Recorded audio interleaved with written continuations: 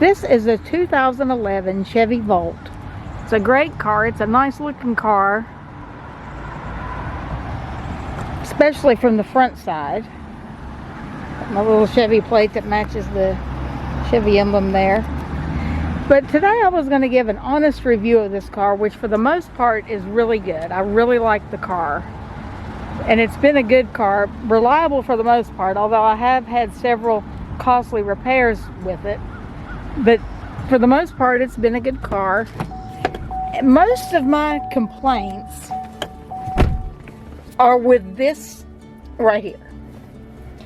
For one thing, it's very easy to accidentally hit these buttons. Like, for example, if you turn on the radio, you can accidentally hit the seat heater and turn it up full on a 100-degree day.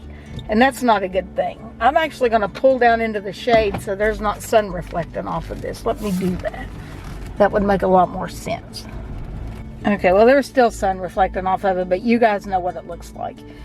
So not only is it very easy to hit the buttons on it, but like, for example, on my Cavalier Z24 and also my Pontiac G5, there's knobs for the temperature control. So if you are driving along and want it to be hot, you turn it over and you make it be hot. If you want it to be cold, turn it over the other way. It takes 2 seconds and it's cold. On this one, you have to keep hitting these buttons continuously. So if I'm going all the way from cold to hot, which would take less than a second in either of my other two cars, I have to sit here and keep punching this button. And it goes from low to high, which I think is from like 60 degrees to 98 degrees or something like that. And it takes forever to sit here and keep punching these buttons. So that is one complaint. I would rather just have the knob that does it very quickly. Another complaint that I have, I'm going to turn this up a little. Like, say I want to adjust the climate control. If I want to turn the air conditioner on in either of my other two cars, it's a button. I push it, it's on. In this one, I have to hit climate. Okay, when I hit climate, it automatically engages the radio.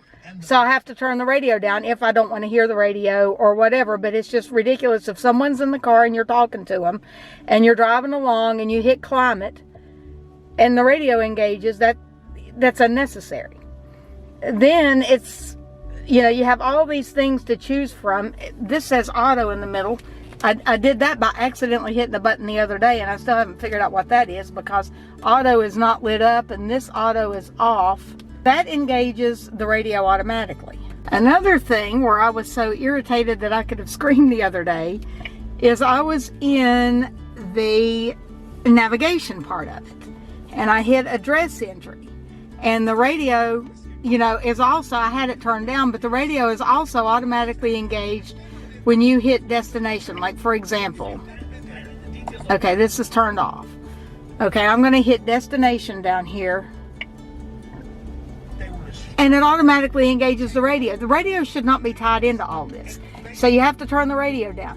Well, when you do that, it puts a volume control up here that blocks half of what you're doing already. So, like, for example, when I hit address entry and the radio is engaged and I do this, it covers up half of the letters, so you have to sit and wait till this audio volume thing goes down in order to enter the address of where you're going to go. It's really sort of irritating to have the radio engage anytime you want to do anything on this thing. And then you have to hit radio and then turn it off to get it to turn off. I'm not even sure.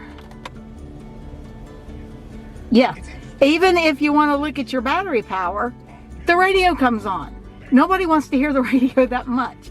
So that's a complaint that I have, is the way this is laid out and the way the radio volume comes up at the bottom. Let's say I do want to listen to the radio and I'm on this channel and I just accidentally pushed the music channel, which I'm not allowed to do. In order, like, if I turn the volume up and down, I can't switch channels until all that disappears.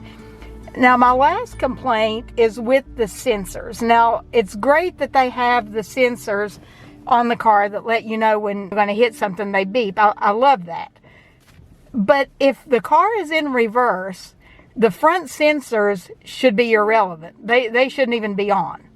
Because when they're beeping, it makes you think you're going to hit something in the back, even though they're beeping from the front. Like, for example, I'm going to put the car in reverse. And you hear it beeping, but yet you see I'm in an empty parking lot. You see it's completely clear behind me. And the reason that it's beeping is because I'm pulled up too close to the curb to suit it, that I backed up a little, and that got rid of the beeping. So those would be my biggest complaints about the car. The only other slight complaint that I have, I don't even know if this is focusing, but the only other slight complaint that I have is that they don't have power seat adjustments, but there's a computer under the seat that prevents that because they don't have room for it. So I understand that and I can deal with it. But it would be nice if it had power seats. And other than that, it's a great car. It's a reliable car. And those are just my opinions of the little flaws that it has. And those are very nitpicky. And there may even be a way around them that I don't know about. That is my review of the first generation Chevy Volt.